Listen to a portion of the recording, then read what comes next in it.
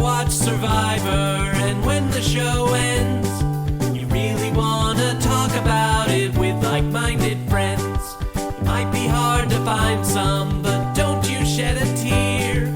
Check out the Purple Rock Podcast, and this is what you'll hear.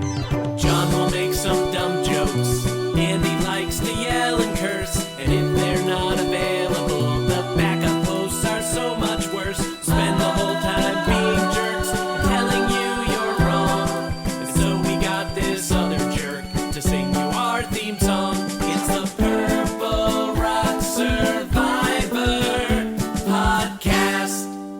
Welcome to the Purple Rock Survivor Podcast, where unlike Christian, we know to never trust a fart when your stomach has reached DEFCON 1. Andy, I like this show because, it's about how people interact and you build bonds and trust and society and all that. But also, it's about poop jokes. And that's just something that can unite us all as a society. So I'm just very glad to have Survivor back in our lives. I should mention, we are talking episode 2 of Survivor 50. Andy, how did you enjoy this episode? The genre is reality television, John, and it doesn't get much more real than that. It's so true. There's, I think the, maybe Mike Tyson quote that it comes real when you get punched in the face. Everyone has a plan until they get punched. There you go. That's the one. It's sort of the same thing. It's everyone has a plan until you shit yourself on national television. Yeah, and then it has to be that situation where you're betrayed by a fart. It's like, how dare! Exactly. I thought it, but what's tough is that, like Joe's right there, man. That wasn't cool to try and sneak that one in anyway, right? No. He was definitely going to try to sneak it and then just kind of casually walk away. But nope. Nope. Maybe it was the act of bending, like that one when you bend over. It's like, oh, damn. Yep. That just let it go. The cheeks didn't have enough in it to hold them. You know what? We're just going to skip by. I enjoyed the episode. That's not interested. Let's get right into this. Yes, about let's how talk Christian. Oh, yeah. I think the best part for me was Joe going full dad and being like, when my daughter walked like that, it meant one thing. I was like, instantly, he's like, wait, I recognize that walk. Would your kids do the thing where they'd like just hide under the table? Yes. Yeah. My wife and I were actually talking about that after that incident. We're like, hey, remember when the kids used to do that shit? Like, yeah, it's pretty funny. Literally.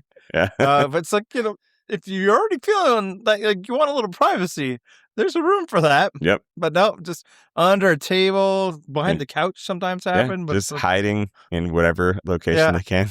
I remember, like brother-in-law would be there. It's like, what's he doing? It's like, he's pooping. Right.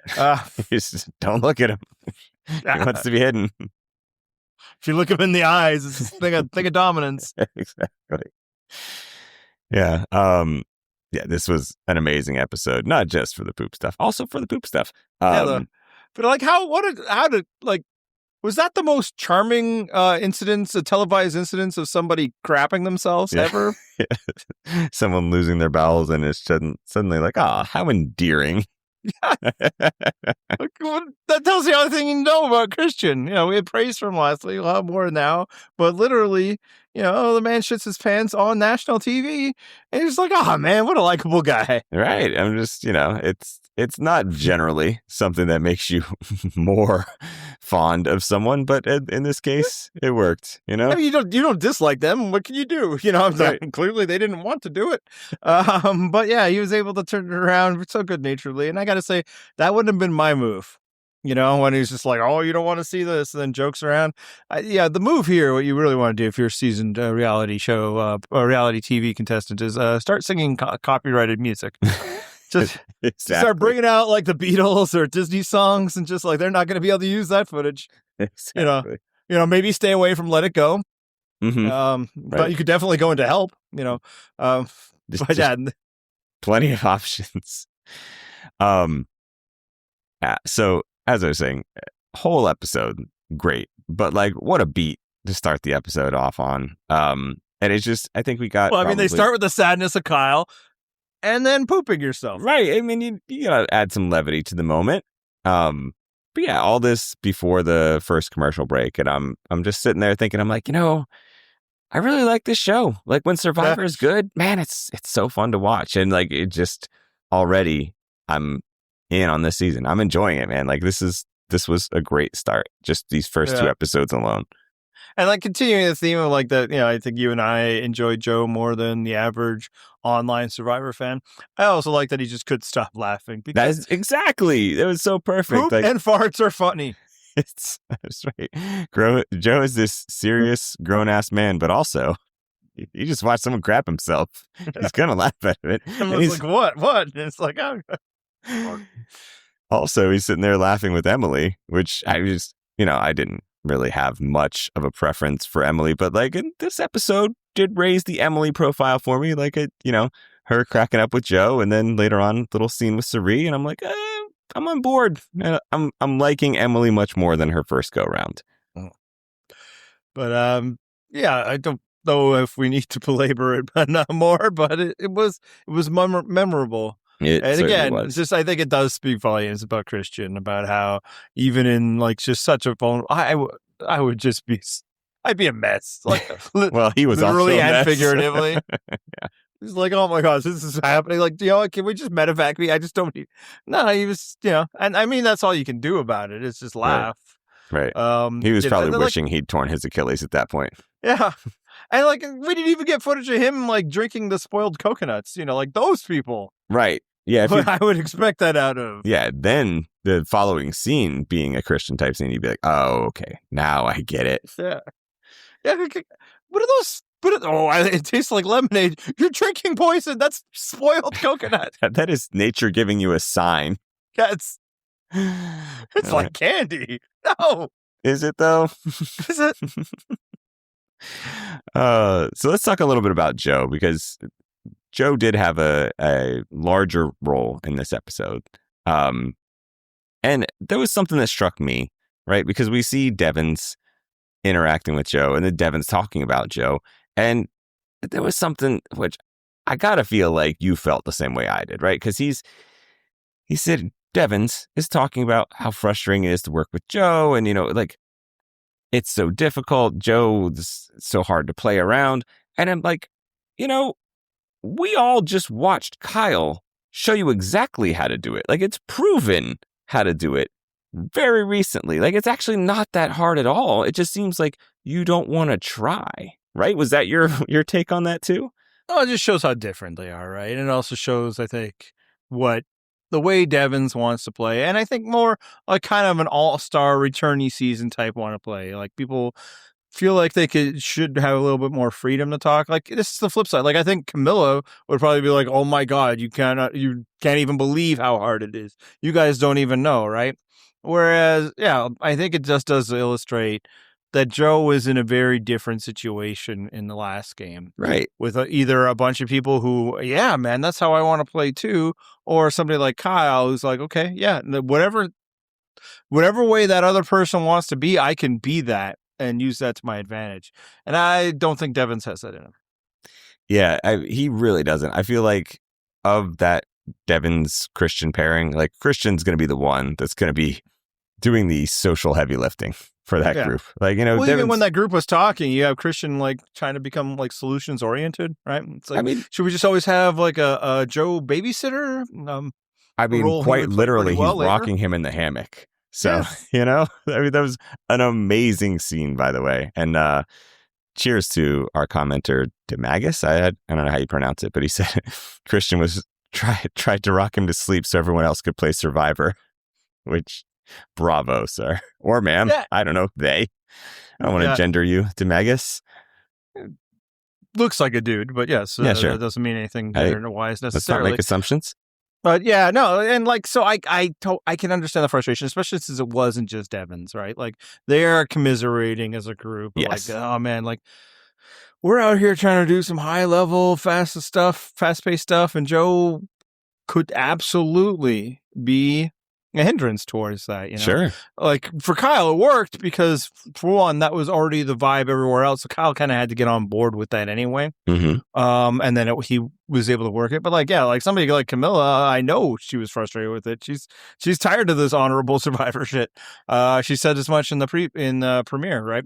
So it's like, that's one of those things where, yeah, Joe could be really easy, right? He doesn't, he tells you like it is, you know where he's at. This is what we were saying a lot during a season. It's like when people are like, they got to get rid of Joe. It's like, I don't know that they do. Nope. Joe's not going to be blindsiding you anytime. You kind of know where you stand with him. And then it just all becomes a matter, do you believe the jury really likes him? And I think there was enough signals throughout that season that the answer was no. That's why you and I are master prognosticators. That's right. Never wrong ever. The flip side, though, is, if you want to have a bit more agile in alliance, a guy who just doesn't want to be involved in the lying can be tough. Hey, if you like how like they with him. Right. Well, and that's what they're assessing right now, right? Who's going to be a partner, who we're going to work with. I do like the idea. Is like, could we just not tell him? And then after it happens, just be like, well, we didn't want to tell you so you wouldn't have to lie. And I do wonder if that was, it's framed in that discussion as a generic conversation. Like if we needed to make a move and we didn't think Joe was with it.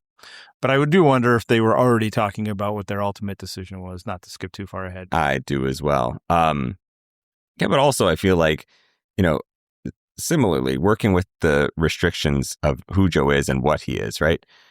If you come to Joe, who cares a lot about trust and honesty and all that stuff, and you're like, Joe, we're all pretty suspicious that Savannah came back from that trip or whatever, and she's saying she didn't get anything, but man, I don't know, it really strikes me that she did. Like, you just plant that seed, like roughly similar to what Kyle did once upon a time. You can get him on board for that vote. You're not aligning with him, but also like he's probably going to go along with it, which ultimately he did. Or does he walk up to Savannah and is like, we really are, you need to tell us the truth about that thing? Like, right? I mean, you got to consider your timing of when you want to tell Joe this. And that's kind of what they're getting around, right? Exactly. It's like, how do you talk about these things? And you don't like, then suddenly he'll be going all wild card in a sense of honor. Because again, he's worried that something's going down. And then he confronts Devens about it, right? Yep. So it's like, that'd be the thing. Like if you're trying to get Joe on board with, a sneaky action, which is generally what is required because everybody has the ability to potentially be immune if they not roll the dice correctly, but drop the dice, yeah, correctly, as long as they remember that they have such a dice. Savannah did not. So it's like, that's where he's getting it. But like in that conversation with Rick, he's laying it out, and Rick has like no patience for what Joe's discussing. Nope. And I'm like I understand Rick's frustration with playing with a player like Joe for all the reasons we just discussed. But as that conversation's going, I'm like, I think you're getting a little too worked up here, Rick. I don't feel like Joe is being illogical here. Not just that. Joe got your ass. Like the shit he was saying was correct. Like he just caught you.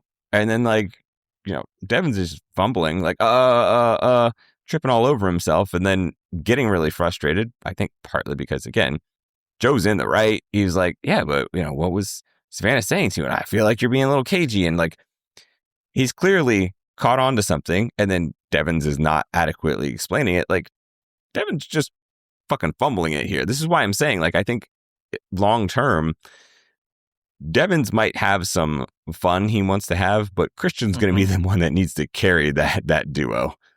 Yeah, and thus it could be a good partnership. We'll see where the game takes them. Right. But in that scene, I'm just like, Joe's not wrong here. Nope. If somebody's like, how hard is it to tell Joe, oh, Savannah just was talking about wanting to be in an alliance with you, me, and Ozzy or whatever. And I think if I had to puzzle it out, why Devens doesn't want to do it. The first is he's just not used to people just coming right out and asking people things like that. And that threw him off. But I think it's because at that point, they're thinking about voting out Savannah. Mm-hmm. And they're not sure if Joe is down for that. I believe that's what a lot of probably that conversation was about. So then he's like, well, I can't just tell Joe that because then A, maybe he's not with it. Or B, now I'm signing him up for an alliance that I don't want him to be a part of because I don't want to be a part of it. And again, he doesn't know enough about Joe. I think Joe probably would have been like, yeah, that makes sense. Like Joe did go to the end of the season. He voted out plenty of people. He knows how it goes, like this idea that like, oh, he'll never want to like, stab, like he shipped Shaheen home, he can do this. Yep. But I do think that that's probably what was going on. And then another thing was going on as you see Rick like just get flustered and like I think walks away or whatever. It does remind me that in his first season, like David, right, tried to work with him, and again once he got kicked out, and he had a bit of a temper with David, as David would kept telling him like settle down, calm down. Yep. I often remember Rick as kind of the goofy guy who was doing lots of fun stuff when his back was up against the wall, but I think he probably has some patience issues. Sure, that's what I'm saying. Is like I don't think he's going to carry the load socially for people because I don't think his interpersonal skills are as sharp as some other people. No.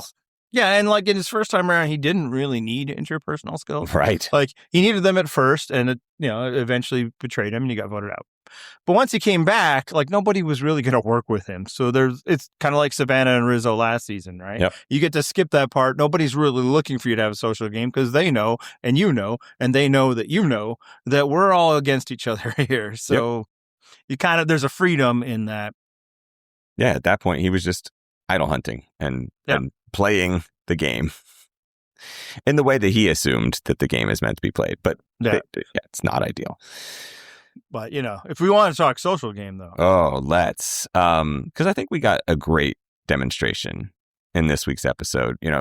We saw last week how Ozzy handled it when the vote might have been on Cirie, right? He's like, oh, I'm going to take it upon myself. I got to push this vote off of Cirie, right? So we got to see how Ozzy handled that situation. This week, the reverse. Ozzy's name gets floated. Cirie works her magic, right? There's like such a contrast between how she gets the vote off of Ozzy and how he did it for her. Amazing job. It seems to work very well. Cirie recognizes like, I don't put a name out there. I just lay things out and then let you come to the conclusion that I want you to come to, which I think worked very well. Even Ozzy is like, damn, she's so good at this. And are you like, I know you'd mentioned before the season, you were a little more excited for Ozzy than you generally have been, but like, I feel like this is the most endearing version of Ozzy I have ever seen. I care about Ozzy now. Like it's so weird to suddenly be on board. Yeah, I mean, it's a low bar for me. I've never... Oh, that's like, true. His first timer, even Cook Islands, he was an asshole in his first tribe. And then, becoming an underdog made him interesting. But I was always Team Yule. Yeah. And then every moment... Like, Game Changers, he was whatever, right? Like, it was like, oh, man, that guy can swim a lot. But he basically barely was playing the game. But the other two, I thought he was an asshole. I did not care for him. Right. For all of my, famed bluster against Micronesia, which basically has me saying it's a really good season, just not one of the greatest of all time. Thus, I'm a hater. Mm-hmm. Them blindsiding Ozzy was fucking. It was a great moment. So great, and then just to beat this dead horse or whatever. It's because that was like against like, right? The former Survivor players completely blindsided another former Survivor player. Whereas, all the other big moves was like, but they're doing it against the JV squad. It was just a little less interesting, which makes it, the 11th best season versus the second, in my opinion. But Cirie, like I said it in the preview that we did, if we can just get like some Cirie highlights. I don't think she can win because I never think Cirie can win, sadly. But if we can see Cirie doing some Cirie things, then that's all I want to see. And man, did we get to see Cirie doing Cirie things. What? And the halo effect of Cirie is so strong. Yeah. Because like it's made me think, maybe Emily's not so bad. Like, she's just, you see a scene with Emily laying and laughing and talking with Cirie, and I'm like, maybe I misjudged Emily. Maybe she's not so bad. Like I'm suddenly like, Emily's a better narrator than I remember.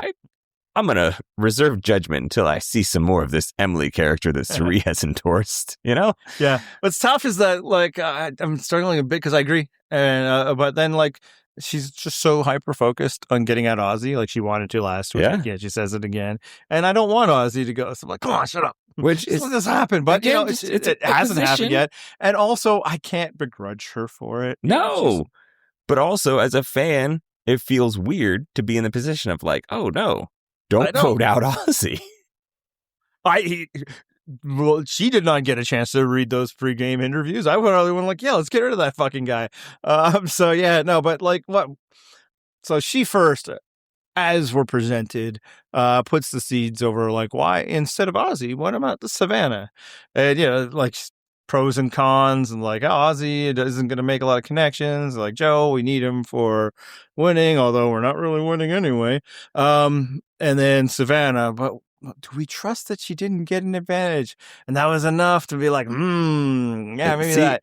And then later, when it kind of feels like that's not taking it, and there's this, beef between like Devens and Joe, she starts twisting like, maybe we should do Joe, because again, she's trying to protect her man Ozzy here, and starts to convince. And to Savannah's credit, she sees through it. It's like, this is why Cirie's so dangerous. And what's tough is Savannah probably should have let that Joe thing ride. Yeah, exactly. Like, you should have just gotten on board. Like, oh shit, the tide is turning. Let's get here.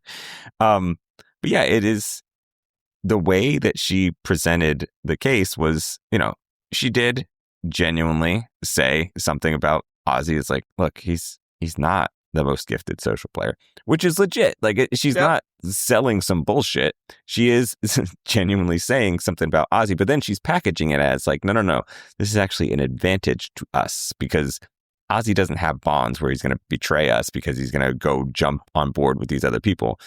But then she's like, I got to make sure then I sell the other two flaws as being much worse. Like I got to make sure that they get the impression that Joe is much worse. Savannah, much worse to keep around than Ozzy. And I think she did an amazing job. Other than, as you pointed out, Savannah, far more savvy than I would have given her credit for from last season, did pick up on the fact that, like, wait a minute, I think she's just doing this for Ozzy. Yes, she is. And she's doing it really well. Yeah. And what also should be noted is, like, obviously Cirie was a discussed option for, the day prior to this, or 2 days, or however long it's been. So, like, not only does she get the target off Ozzy, like, there's no target on her already. Yep. Like, that's the greatness of Cirie. One thing I do think why, see, she didn't go home last time, Jenna did, why she wasn't brought up here is, like, I don't think, like, Christian and Devens are interested in voting out Cirie. And not necessarily just because of Cirie social game, although I don't want to count that out. I think Christian especially, maybe Devens as well, likes the idea of having a threatening player ahead of them. I mean, I think Christian, it would make sense, right? Like, if you are a generally good social player, and I think Christian probably views himself that way, having Cirie around really takes the shine off of you, right? Like, it's you're sitting next to the valedictorian, and it's like, oh, no one's paying attention to you. Yeah, I think totally maybe some of that was happening when, like, Jenna was pushing, right? And then you haven't followed it this all. Congratulations to you. In her exit, she's all like, "Oh, this is all pre-gaming and all this," and I didn't have a chance.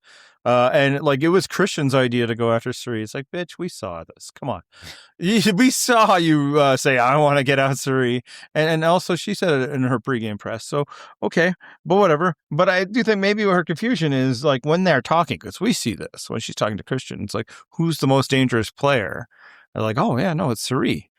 Well, Jenna interprets that as, I've got them on my side to vote out Cirie. But I don't know that's what Christian's saying. Like, I think he agrees. Yeah, she's the biggest threat. Cool. Great. Yes, exactly. I need a shield.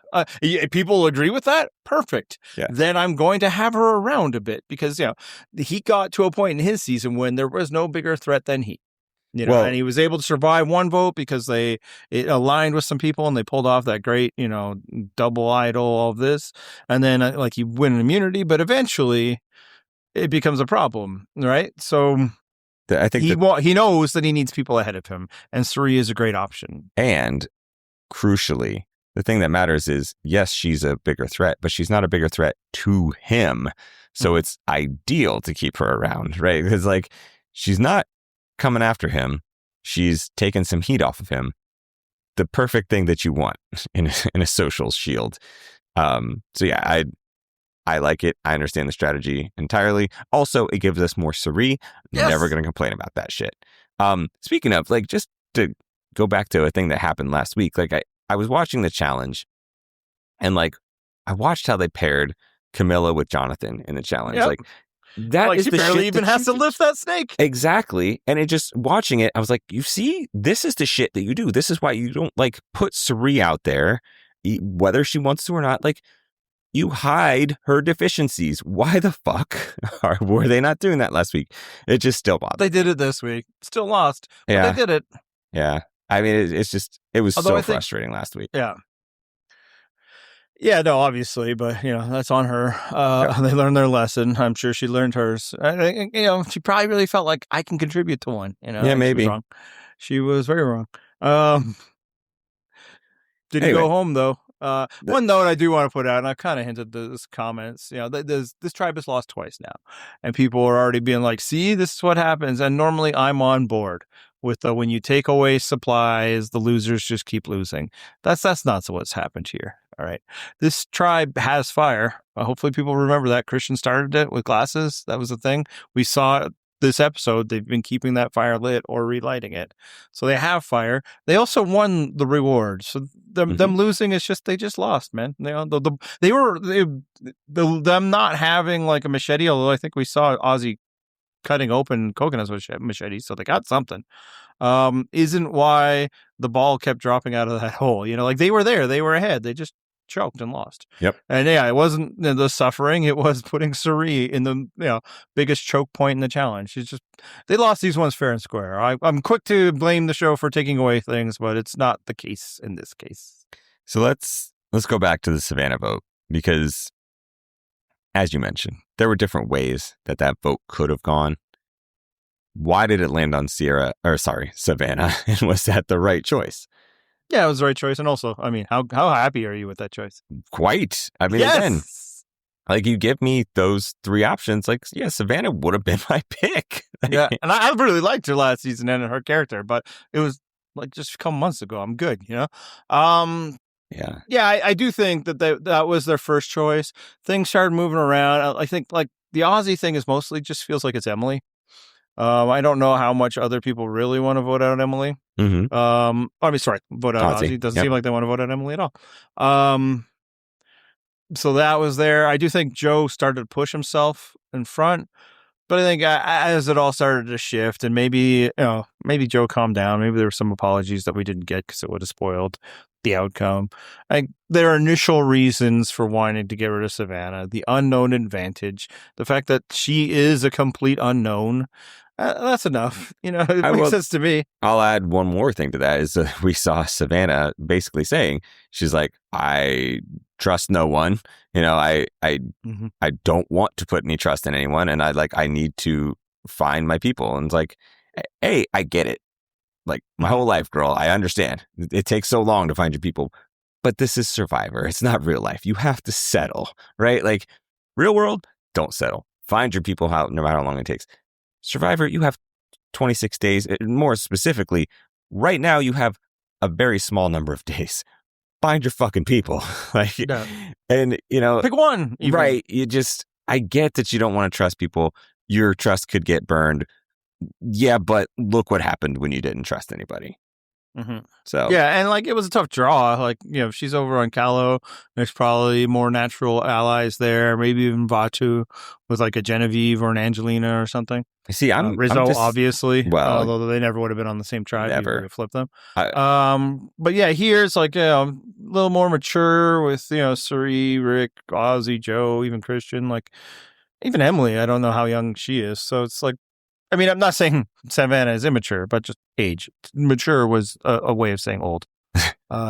See, I'm disappointed that we didn't get to see Savannah Psycho this season. I feel like Colby would have ate that shit up, right? Like if Savannah went fucking nuts at a challenge, Colby would have been like, that little girl's got some fight in her. Right? Like he didn't all dad proud about her, just like he was with Rizo. I'm disappointed we missed that kind of moment, but not disappointed enough that we should have kept Savannah around. No. I quickly looked. Emily's actually younger than Savannah by a year. But other than that, I believe the others are all older. So, I get that. It wasn't as easy a match as Rizzo or Sophie B. Sorry, that was 100 Sophies last season. That's it? Yeah, one of those. But gotta find someone. Yeah. Felt like Joe could have been that somebody. And if you can't trust Joe, then who are you going to trust, right?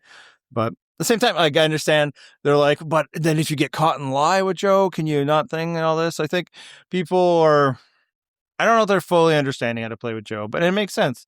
He's a very different kind of Survivor player, an anachronistic one that I don't know has many matches in this game within the cast, and we can talk about that as later. There's something I want to say, but certainly there's like a member of this cast who believes they're as honorable as Joe. But like, he's not even pairing well with Ozzy, right? So right, yeah. I mean, all that to say, like, good for Savannah. She did about as well as she could. I think she definitely has some limits to her game. And limits she's never had a chance to explore at all, right? Exactly. Because, like, she had 9 days of being a winner, right? Like, how often do winners correct what they're doing? It's like, oh, I got to fix this. No, like, it worked, Yeah, I got to run it back is really what they're thinking. Do the same shit. Hasn't been proven to fail, so. And I could see her definitely coming back again, especially, some of the demographics. She's still younger. She's, really good in challenges, very attractive, like all of that. If they want to bring her back, they can't be like, oh, she flamed out her second time. No, it was like a little guest appearance where she had like no rest in between. Yeah. It's kind of like when, they brought back Tony and he went out early. It's like, who cares though? It's still Tony. Yeah. Like, I mean, she's not Tony, but. No, not even remotely close. But, hey, speaking of people who are not like Tony, but are still trying it, let's talk about some idol hijinks, because we got some more this episode. This time, Christian finds the idol. And of course, he goes to his partner in crime, Devens. They got to discuss this, right? They're like, "Ooh, let me tell you about my Billie Eilish idol." And so then they're debating. Like, Christian's thinking, "Oh, what am I going to do with this idol?" And I think he already gave it away when he talks to Rick. Yeah. But I'm jumping back and forth in time here. Sorry. So, he does suggest very briefly that it would be funny to give it to Angelina, and I was like, "You magnificent bastard. Please do it. Please do it." But of course, he does not. Instead, he gives it to bland-ass Aubrey. And that worked out very well, considering what we'd seen earlier in this episode, which was Aubrey's tribe, Genevieve in particular, being like, "Wait a minute. I know how these idols work. Aubrey's carrying her bag around a lot. Oh my God. I'm putting 2 and 2 together. She's got the idol." And so, reasonably, I think, because, if you're suspicious, go through her shit. It's probably going to be in there. So then they do it. They look through Aubrey's bag. They find nothing. Naturally, because she doesn't fucking have it yet. Yeah. Now, later that day, though. Is Aubrey in the clear now? Do you do like now that she made it? I don't. Yeah. I feel like maybe you should just do a bag check every day. But yeah, no, I think so. Especially that. And I'll say, like, Genevieve just got her spoilers early. That's all his problem. Yeah. What are the odds? That's amazing. I do like about the bag search is my man Colby. Who knew he had it in him? Right? Like, that does not square with the Colby that had been around. He would have been like, no, that's honorable. This is the fucking moron who brought Keith to voted out Keith, brought Tina to the end. And now he's there. It's like, fuck yeah, let's do this. And is like in confessionals, like, yeah, no, in real life, that'd be a bad thing. But here, there are no rules. And it's like, yes, he can learn. Finally. It's taken him 25 years. Yeah, that's right. But he got there. So, Joe, just wait. You'll get there, man. That's right. 20 more years later, you're coming back out as a husk of your former self. We'll see how you've evolved. But yeah, no, like, so I understand why Christian chose Aubrey. First off, I bet he lays out his different, like, oh, I could do this, but then there's this devious part where, like, maybe I'll get it. And I will say that, like, Aubrey has gone home with an idol in her pocket. So if those are, what you're basing on, like Genevieve had, she's also one of those people. We should note last week, you're like, why not Q? She could not give it to Q. Q was on her drive. Yeah. But Tiffany did go home with an idol as well. So in terms of people who have gone home holding an idol, we've got Ozzy, Tiffany, options. Q, Aubrey. I believe that's the list. Correct me if I'm wrong. That looks about right. So I think I kind of feel like he did it because he could see himself working with Aubrey down the line. Yeah, More which is so unfortunate. Yeah. I mean, it's fine. It feels like Aubrey adds nothing. Like, I feel like even Emily is a better version of Aubrey. Well, what's happened is, like, again, like, I think you've already forgotten how much you liked Aubrey the first time around. Like, I think you liked her before I did. I was. Well, you got to adamant also about that. consider what were the options that season, right? So, Yeah, but I think you were like a legit fan, and I was like, I don't know about this nerd. And then I came around. But ever since then, she's just been fucking miserable on Survivor. Like, no friends, not being. And the first time it's like, well, maybe they're treating her because she was like the big star, like coming right off of that on Game Changers because there was the taping delay with Cambodia. Yeah. So like, oh, people don't want to work with her. It's like, okay. And she comes back and like none of them wanted to work with her either. And it was like, well, there was a tone with that group that they weren't going to work too much with the returnees because there's only the two of them. But here we are again, and nobody wants to work with Aubrey. It's tough. It's tough stuff for her. But yeah, I like Christian's decision making. I loved Christian saying, telling Billie Eilish that they'll hang out later. So good. This is kind of getting what I was saying about him last week, right? Just like a man who's so comfortable with stuff. And then him and Devens start talking about it. And what did you think of Devens' scheme? Well, one quick thing about Aubrey, because a friend of mine said this to me, and I was like, is this true? So Aubrey has supposedly, according to my friend, played every, and I could have absolutely researched this myself, but God forbid I ever do any of my own work. Aubrey has played every returnee season she's been eligible for since the first season she played. Correct. That's insane. Why? Diminishing returns. One thing to note is like there's only been 3. But still. That's a lot. Why? Like she was one that is like, okay, I mean, I guess she's been kind of popular because you've wanted her to be, but I feel like we could have done something else in this spot. I mean, I understand the first time totally makes sense. Oh, for sure. She was I a agree star with you. Yeah, of course. Like, why would you not? Then, you start to, the bloom falls off the rose and you're like, oh, okay. I know what we have here and it is not what we maybe hoped for. Anyway. Yeah. So back to your question. The 4 people they brought for that, it was so weird. Like David Wright, I understood, but it's like 2 like people that already played twice already. It was just random, strange. Yeah, just really bizarre casting choices. All right, so back to what you were saying. Yeah, I mean, I do enjoy that Christian, like, I think he knows that if he mentions idols to his boy Devens, like Devens going to get hyped, right? Like Devens is all about this life. And so, yeah, of course, naturally, Devens is like the wheels start fucking turning. Like this is what he lives for. This is what he thinks the game is. It's what he came out for. And so Devens has this plan. He's like, oh yeah, this is great. You've got the like note and shit. Like we can do something. We can make a fake. Now, I know because I saw in our comments already, and I knew it was going to be there, and it was. On our site, there were people like, "Oh man, can't wait for Andy to get all pissed because Devin suggested a fake idol." But I knew when it was happening, like that could entirely be used to clown people, and if that's the case, you will be on board. That is the case in which you're like, yeah, that's what it's for. That's what a fake idol's supposed to do. It was funny as shit as he like was planting like, I don't know, 10 different fake idols in his season. Right. The 2 people found him at the same time.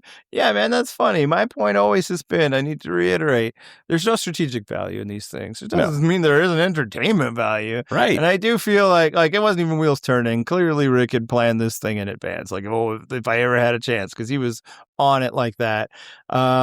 And a kind of a sense I do get at Devens is that he's really he's been really looking forward to all the different things he can do if he ever gets on Survivor again, and not necessarily play a calm, rational game. No, exactly.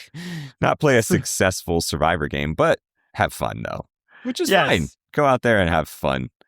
And at first it's like, yeah, you may be doing a bit too much. And I was worried as he's describing it is that is he going to try and pull it out tonight? Like, oh, I found a clue And here's an idol. I'm like, why would you do that? That's just crazy.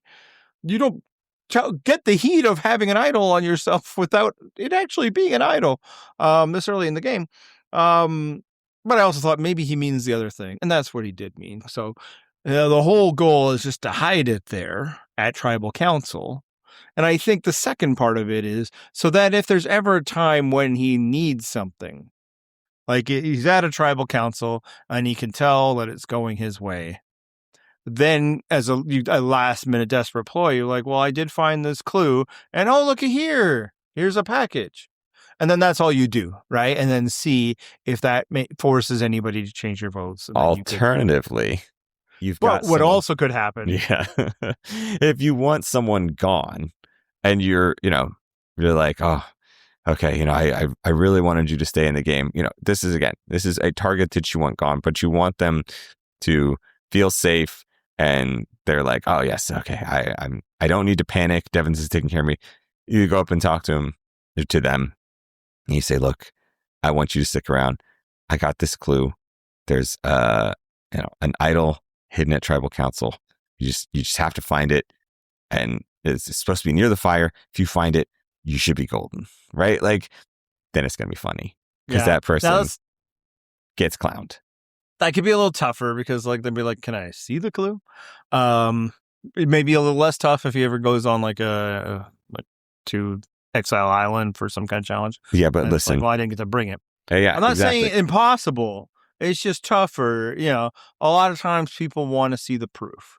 Whereas if he can just pretend like he has the proof and then grab a thing, it could become possibly the first and only time that there would be a strategic value. Right? Or it's a low odds play.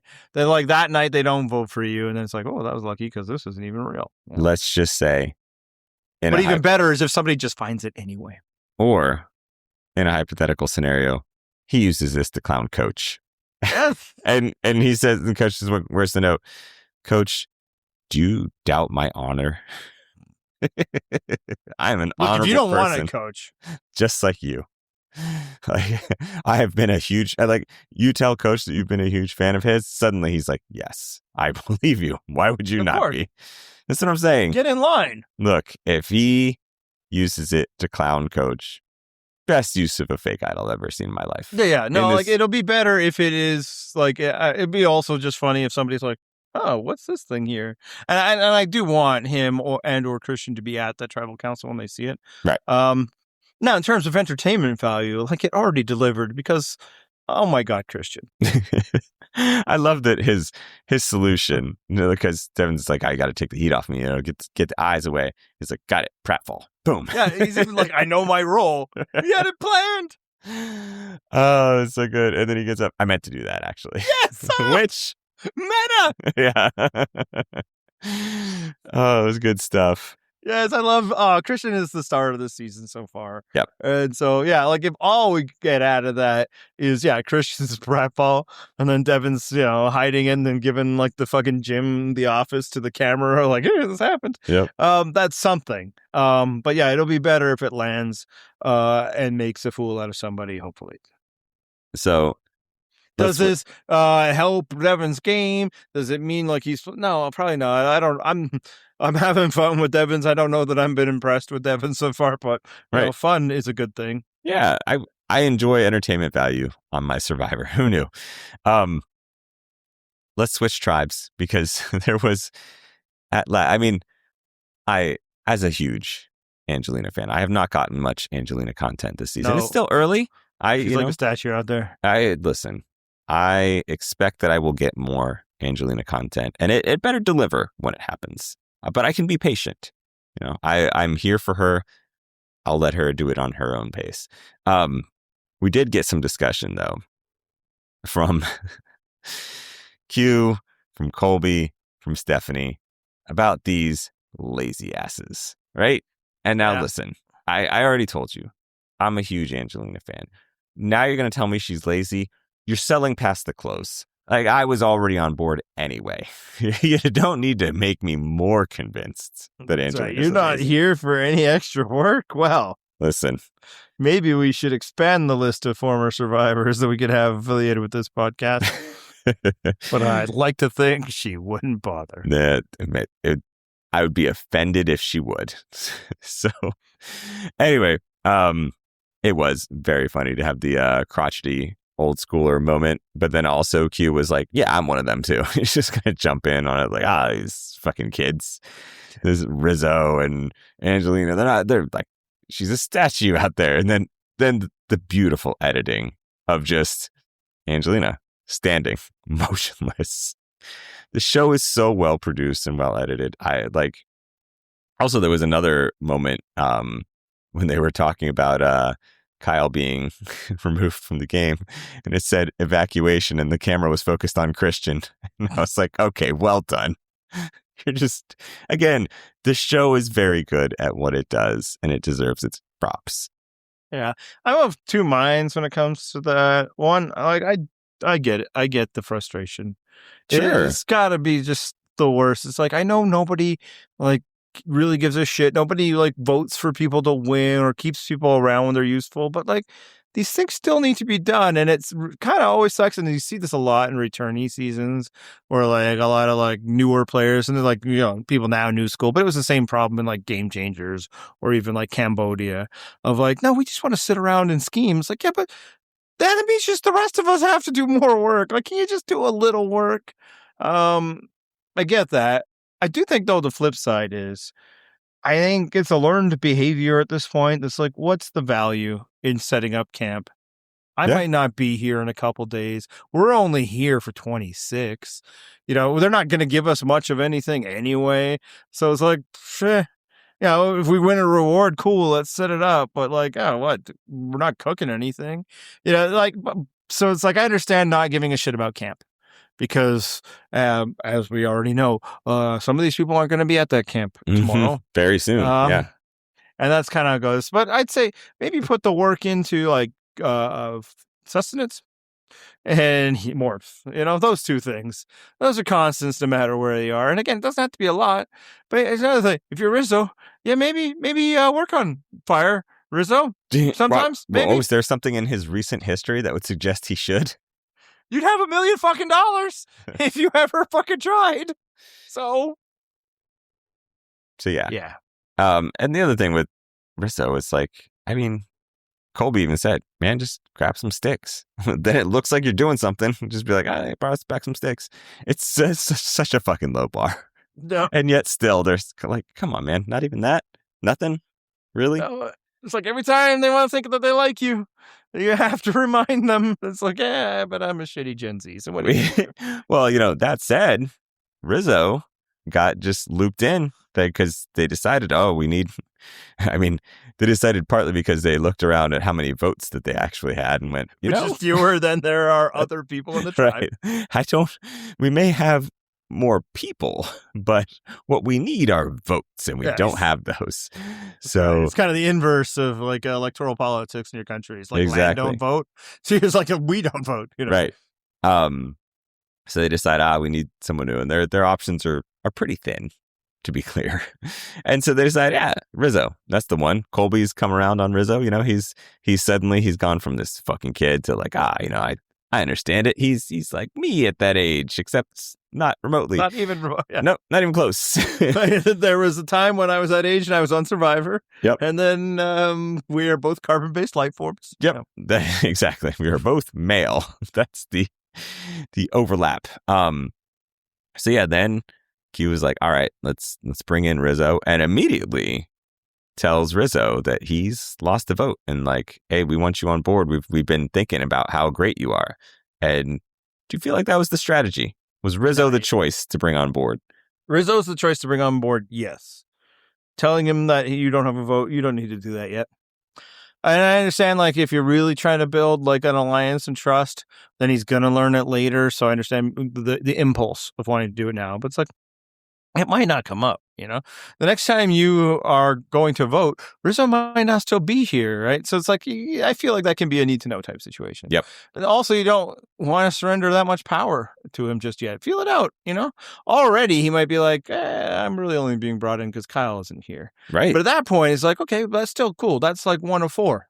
you know, where now it's like, oh, well, I'm one of 3 voters, right? Or I guess now that would put him the 5th. So you're like, okay, I still got to work at this. And all of a sudden it's like, wait, I'm more important than you, Q. It's unclear if he told him. Oh, no, everybody knows that Colby doesn't have a vote. I believe he told them the whole tribe that when he got back. Right. And then also told them that Savannah didn't win anything, which was wrong. But right. I mean, inconsequential now. Right. So it's like, yeah, Rizo, if he has time to think about it, and he'll have that time, and probably has to realize that like he's more important now than Colby or Q.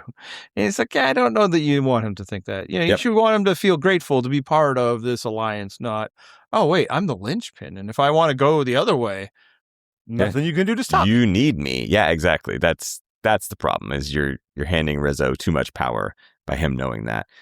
Still, though, for me, not the biggest Q misstep in the episode, because for me, it was when he was the lookout during the bag search. He was not going to yell hooty hoo when he saw someone approaching, which what a absolute mistake on Q's part. So, but this is a close second though.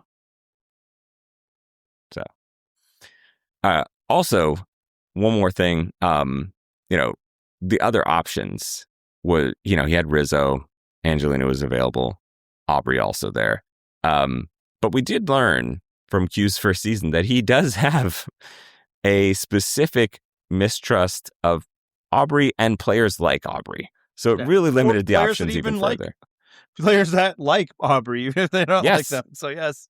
No, I mean, obviously, clearly Aubrey, like I think, well, no, who knows the chronology? That probably, the choice of bringing in Rizo was prior to searching for Aubrey's bag. Why is Aubrey walking around with her bag so much? And I've seen that from a few people. I think it might just be because they made them backpacks this year. I mean, they had backpacks for a couple now. Yeah, but I think a lot of times it was more like almost like the shitty bags you get for like, promotional work, like a one strap type deal. Some promo swag. Yeah, or maybe like messenger bag style, but maybe once this backpack is like, hey, this is something easy to wear. You never know when I might shit myself. Exactly, could use it as a pants cover. No, they had these last season, because I remember Savannah was all pissed that her backpack was getting taken. Yeah, Jawan was putting shit in it. Exactly. Probably these exact ones, like how in Little League we just rinse out the uniforms and hand them to new guys every next year. Amazing. Also, let's skip ahead, because there was a moment. I guess we're skipping back in time now, because there was a moment that I feel like we all knew was coming, and that is Coach being Coach. He can never ever help himself, and so we knew that, and I assume Jeff Probst knew, that all it takes is merely giving Coach the platform, right? Then Coach is going to, it doesn't matter what the question was. Coach is going to go full politician. He's going to use any question you ask him to talk about the thing he cares about discussing, which is himself. And at that reward challenge, Probst makes the mistake, or the intentional mistake, of asking Coach a question, and naturally, Coach cannot resist taking the bait. How far away did you see this coming, Andy? Well, I do believe Ozzy might have started it when it's like, no, I mean, when he's talking about, I thought I might need to leave because of my bad back and that challenge, and then it's like, here it comes. Here it comes. I mean, Jeff Probst, though, consummate professional, knew what to do next. Yeah, I mean, that's why they keep inviting Coach back, because they know all you got to do is put a quarter in the machine and that jukebox is going to sing. It's honestly like when we used to get Matt all riled up on purpose about any Survivor topic. And it was great. It was the only way to get Matt to write anything. You just get him all pissed off. You're like, okay. I mean, not just Survivor. All I got to do is start talking about the process. And it's so good. I'm making a stew there, baby. Hey, quick aside on the Coach thing, because something else happened, which I have to wonder how weird I am in this. So Coach gets a cramp and is like, are you a punch a cramp person? No. Really? My legs don't tend to cramp out much. Is it weird that I am? I mean, mine. Well, you run more than me, right? I mean, I used to. But if you do at all, you run more than me. Okay, fair. You're not a cramp puncher, though. No. Like, Okay. yeah, trying to punch it out. No. Yeah. Okay. Well, Just stretch it out. all right. Hey, audience, if you are a cramp puncher, just do the little text thing. Let me know. I want to know if I'm alone in this, because now I feel weird. But yeah, All right. no, how about this? Like, so we get Coach all cramped up when he tries to do any kind of swimming. We got Ozzy with the backpack. Yep. We got the incontinence of Christian. Like, maybe this is why they shouldn't just bring all these old heads back, you know? But lately, there's been a lot of seasons where like, I'm tired of like the 45-year-old being the old guy. And now I'm like, oh, No, I see maybe it. really is no country for old men out Yeah. here. No, I understand. Keep doing what you do. This is why you're the experts. Good job casting. Yeah. But yeah, no, Coach bringing that, and like he's not going to drop it, and it'll be a continuing thread. And it's like, I do not like Coach. I have not liked Coach, but I get it. Like, again, that's why you bring him back here, is to do stuff like this. And I loved the real time reactions of like his tribe, like trying not to laugh at him, or not just his tribe, but throughout, you know. But yeah, it's definitely Dee and Camilla, and I think Emily. We get all that on the mat, and then when he's limping around, you know, like there's a mixture, definitely, you know, sympathy, but also a little bit like, oh, this fucking guy, you know, like from like Charlie and some others. So it's just like, yeah, this is why Coach is a character on this show. Yeah. That is the one redeeming quality, is getting to see other players think that Coach is a fucking clown. Like, then it's like, okay, good. So like, you all see this too, right? You're not just going to keep playing along. Great. Okay. That's what I needed to know. Yeah, and a pleasure of this season, as you know, we've discussed, is like seeing some characters evolve, Ozzy or Colby. But you know, it's also welcoming, you know, like a cozy sweater, seeing the characters not evolve at all. It's some Survivor like Coach being food. Coach, or Chrissy being Chrissy. Okay, so this was, again, for me as a hater, just they're throwing me some red meat in this episode, right? Like, I mean, we got Dee talking some shit about Chrissy. Now, Dee, the only problem is I could have been totally on board with Dee, but she was like, you know, I'm not going to say she's a bad person. And I'm like, why will you not? Why not? You can. It'd be true. I was going to say, would you please? Because if you did, I would like you more, right? But the one that did it for me, which was amazing, was Charlie. Because he's like, you know, I'd align him with an older woman. That's my thing, but not Chrissy, though. He's like, whoa, boy, I can tell the vibes, and definitely not her. Like, no one else would be interested in working with me. Like, that is some toxic ground that I do not want to step on. And I was like, yes, this is the thing I need to hear about Chrissy. 6 days in, absolutely no drama on that tribe. They're winning everything. Yep. Even though I think this was one that we thought would be... No, we never thought this would be Disaster Tribe. It has Jonathan on it. And yeah, everybody's just like, God. And that's about like, not saying she's a bad person. We like to joke. We don't know. I generally don't know. What I've never liked about Chrissy, why, you know, I was against her from the beginning, is just the pure Karen vibes that she gives off. And even in these scenarios, and the problem is, like, sometimes, like, maybe you're not wrong. Maybe sometimes these things need to be built, but you think that, you know, you've got your HR trained way of, I'm just circling back on this, or just, it's like, no, we can feel the tension in your voice, and it's bugging the shit out of us. And for me, Jonathan seeming to align with the Coach and Chrissy into like this just axis of evil, it's almost too perfect, right? Like, it's just, yes, please make it happen. Like, Jonathan is a lower tier for me that I need to get rid of. I need Coach and Chrissy gone at some point. Those are going to be gratifying for me. But like, sure, Jonathan, glom on. Like, let's make this happen. Yeah, but I do not mind if Chrissy is the outcast of her cast. Of her it's not just not mind. It is what I actively root for.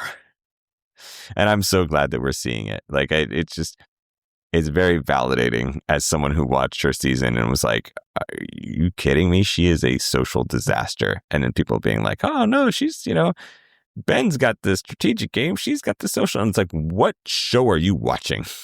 Yeah, this woman is a nightmare. Yeah. So speaking of outcasts. No. Too soon. Okay. All right. So let's, we've got anything more to say about Chrissy before we move on? No. Okay. We'll just check in every week. We're like, remember when we told you Chrissy sucks? Mhm. We're still saying that. It's going to be like the recurring Rizo segment, like, That's except it's going to be annoying or fucking terrible. That's right. It's one of those two. Let's do some brief fan mail here because I haven't done any yet this season. And so I want to say, first of all, to the person/people, because there's been people in the past who wanted us to add the podcast to YouTube and YouTube Music, you're welcome. I finally got off my lazy ass and did it. Also, we got one, which is, I quote, "Hey, I tried calling but didn't get a response. Call me when you get this."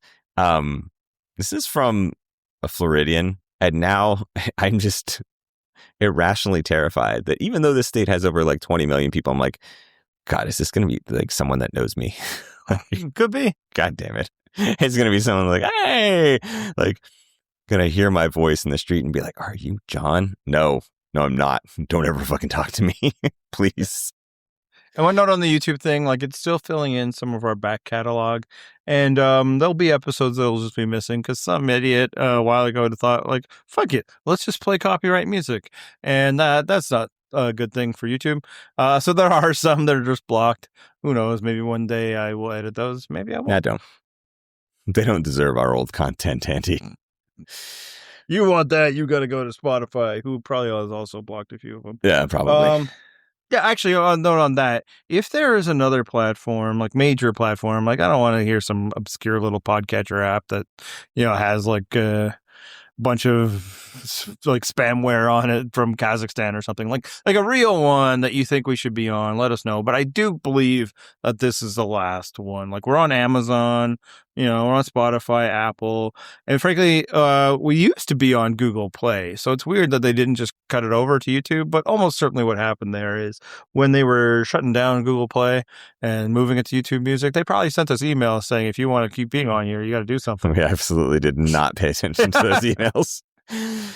Actually, that'll take care of itself. So, yeah. But yeah, if there is another platform, like significant platform, let us know and we'll see what we can do. Yeah, if there's not a lot of work, but we'll do it. The most important fan mail that we got was me getting vindicated by the youths because I had mentioned that I conceded the point that Colby does not register with the youths, and our resident Gen Z correspondent on the website did confirm that, and I conceded. But now I think it's time for a new Gen Z correspondent because we got this fan mail, which says, I'm the other resident Gen Z, and Colby was the person I was most excited to see on this season. My father was my age when Australian Outback aired.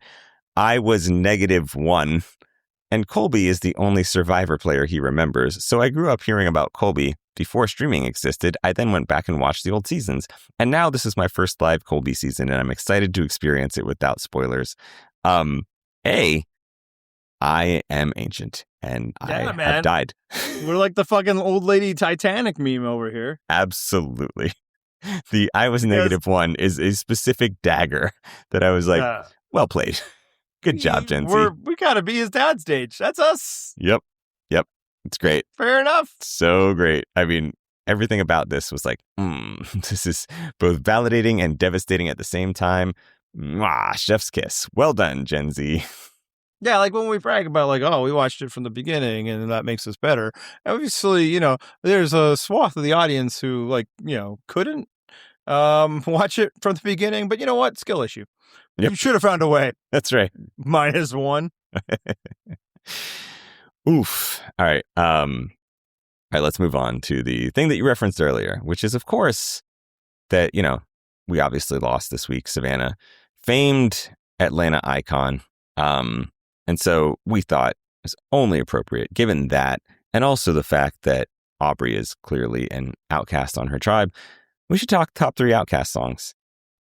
Yeah, and you did kind of kick around the idea, like people from like Stars of Atlanta, and all I could think about was OutKast. I'm like, obviously, like I know others, but Look, it's like, okay. I'll spoil it. The whole reason I wanted to do that was to make a General Sherman joke. Like that was the whole fucking thing. Which is, as a Canadian, maybe you don't know this, but I'm aware of who he is. Okay, sadly, way too much of your history and pop culture has been I've absorbed. Yeah. I actually took U.S. history in university. You will be surprised that I never took a Canadian history course. I would be surprised if you had any universities that offered it. Soviet history, yes. Canadian history, sure. no. No, like other countries, I get it. Like, unlike other Canadians, I fully understand where we stand geopolitically. We are a tiny nation. Well, not size-wise. Not, obviously. yeah. But there's not a lot of people here. And Right. That's not so bad. I mean, I haven't taken like Dutch history, right? Like, I get it. Yep. Yeah, so we've talked about OutKast a lot on this podcast. What you'd expect from two middle-aged white guys. That's right. Honestly, that's probably true. That's probably not an unsubstantial part of their audience. But we had never done just their songs, so it's time. Yes, finally. I'll start with an honorable mention, which will probably, I think, catch you by surprise because I will be shocked if this is not in your top three. But I had to make room in my top three for songs that I really wanted to reference. So ATLiens for me is my honorable mention. Yeah, actually, I left it out because we had mentioned that song before. I ranked it when we did best verse hip hop songs. So I left it out for that reason. My honorable mention, I'm going with the first OutKast song I ever heard, their first single. I've also mentioned this song as an honorable mention for best Christmas songs. That'd be Players Ball. That was on the So Def Christmas album. They obviously evolved as a band as they went on, but there's something that I still like to this day about like little baby OutKast. They're like 18 years old. It's insane when they're recording this thing. Yep. I watched the video again today. It's like, fuck, they are babies. They're so tiny. Just so baby faced, especially Big Boy. Yep. Now look, they were a year older than me, even more than that, because like they're in their 50s already, and I am not. So yeah, they're like, oh, look how cool they are. It's like, no, they're just little children. That's my honorable mention. I still love the song to this day. It's just not as adventurous as their later work. Right. All right, hit me with your number three.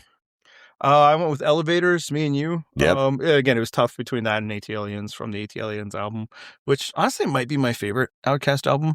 Most people would call their best, one of the other two that came after it. But I am also on board with both that as the number three and that being their best album. Yeah, and part of it, like, it's the one that it was out when I was in high school. Obviously, so was Southern Playalistic. So there's the songs you imprint on at that age sometimes matter more. But yeah, I love the vibe. And for Elevators especially, it's vibes. Some of the other songs, a little higher tempo, a little more adventurous. But this one, it's simple but effective. I mean, I also found it very relatable because we are also making the crowd move, but we're not making no G's. Absolutely. See? Only because they shut off all our monetization on all those episodes. It is very funny that as the most ardent capitalists among our group, that I'm just like, fuck it, I don't want money anyway. It's fine. Yeah, really abandoning my role. People have to really work to give us the money for this podcast. Right. And nobody's going to do that because that would be weird. Yep. Pass. All right. How about you go to your number two? Let's. My number two is Rosa Parks. Because it is absolutely a Southern style fucking bop that works great at any cookout, any like outdoor event, especially when it's hot as shit down here. Absolutely play that and everybody's like, yes, this fits this whole vibe. Rosa Parks, fucking great jam. Yeah.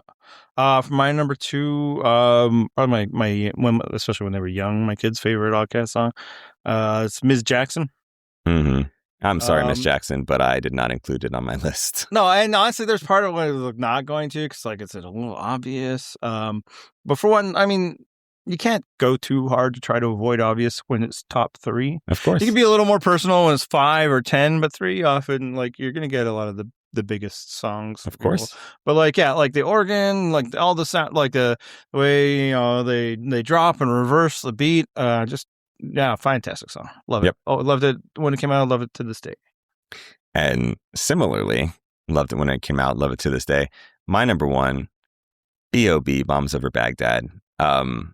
Because it's still on like my workout playlists and shit, because just it's so up tempo and hype, and like Big Boy is just absolutely almost machine gun rapping that last verse. I'm like, damn, this is amazing. Like, it's just not their normal style, and yet they did it so well. Huge fan of that song. So that's my number one as well. Yeah. And frankly, it's a contender for one of the greatest hip hop songs of all time. It's really good. Just so formally experimental. It just fucking goes, right? And like I often sometimes consider like it'd be cool to like just do a playlist of hip hop songs like that, to just like have those like just crazy BPMs, almost too chaotic. Yep. But they managed to keep it together, and you could feel that tension with the music and their voices trying to keep up. And I agree, Big Boy actually outshines 3 Stacks on this one. Yep. Not that Andre's verse is bad, but No, Big Boy really it's hits. great, but then you build it up to that second verse and you're like, oh yeah, that was really good. But ultimately, Well I don't listen to a lot of hip hop that has those BPMs. So it's like, so if people have suggestions, I'm kind of thinking like B.O.B., like Welcome to the Terror Dome by Public Enemy, like stuff like that. That's just like pulsing so fast that you almost wonder if they can keep up, but then they do. You say it's on your workout list. I have no need for such things. So, Yeah. Like for instance, it doesn't work very well in my basketball warm-up playlist because it's like too fast for basketball. Mm-hmm. Sure. Yeah. But it's, one of the greatest songs of this millennium. Yep. Agreed. All right. So if you would like to contact us, you can, of course, hit us with some fan mail, as we referenced earlier. There should be some link somewhere. If you're listening to this on a device, you can hit that link. It'll let you text us. We don't know what the fuck your phone number is. We don't know any names to call you. If you want us to call you by name, you're going to have to give us that in your message. You can also go to purplerockpodcast.com. You can play our Survivor Fantasy League, which has a ton of fucking players this season, as I expected. I actually had to make extra blank spots in there because I was unprepared. Damn, that sounds like extra work. Listen, I am devastated at the amount of effort that I've had to invest in this season. Hey, real quick, thinking of like songs that you would sing to get the show does not show you footage of you crapping yourself. Roses would probably be a bad pick. Do you think so?